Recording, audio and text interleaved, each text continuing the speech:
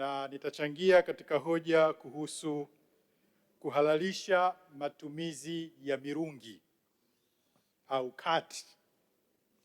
Mheshimiwa Mariam Mzuzuri mbunge na Mheshimiwa Lutengano George Mwalwiba mbunge wametoa ushauri kuhusu kuhalalisha mmea wa mirungi kutokana na mapato makubwa ambayo nchi zilizohalalisha mmea huo zimekuwa zikipata.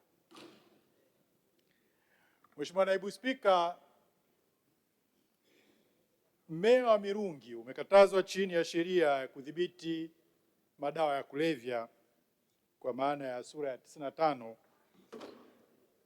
na ni mmea ambao umeorodheshwa katika mimea ambayo iliyokatazwa, yani prohibited plant.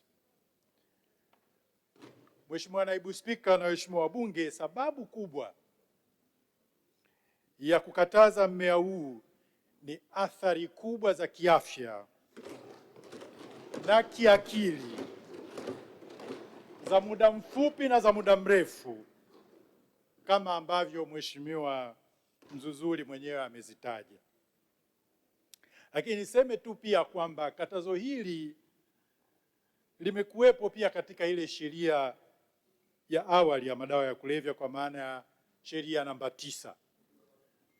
Isipokuwa tu inawezekana kwamba hakuona, kwa kuwa sheria hii tuliifanyia marekebisho kupitia muswada wa marekebisho ya sheria mbalimbali mwaka 2002, na kule kwenye jedwali la kwanza tukaweka mirungi au cat plant kwamba ni miongoni mwa mimea ambayo ni hatarishi na hairuhusiwi kwa matumizi ya mwanadamu.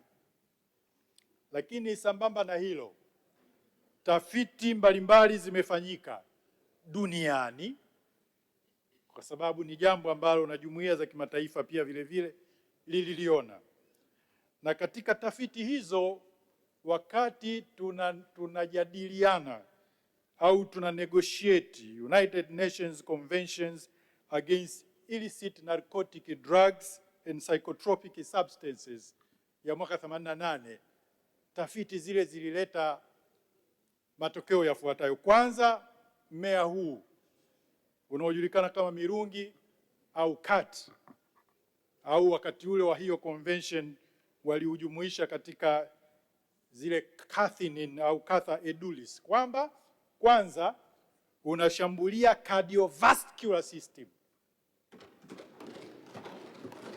au afya ya moyo, lakini la pili mental health system, lakini la tatu kwa kadri yule anavyotafuna mwisho kabisa anaenda kuishia kwenye ini, kwa hiyo inaenda kuleta liver toxicity ambayo inasababisha athari kwenye afya ya ini.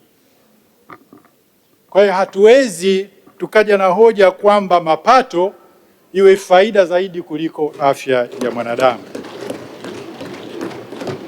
Mkataba huu wa Umoja wa Mataifa dhidi ya usafirishaji haramu wa dawa za narcotic na psychotic substance, Jamhuri ya Muungano wa Tanzania ni signatory, kwa maana tulisaini na tuliridhia tarehe 20 Disemba mwaka 1996, na ndio ilikuwa sababu hasa kuja kufanya marekebisho ya sheria ile ya mwaka 2002. Kwa hiyo ni waombe waheshimiwa wabunge kwamba afya za wananchi zisiwe at the expense ya mapato au revenue.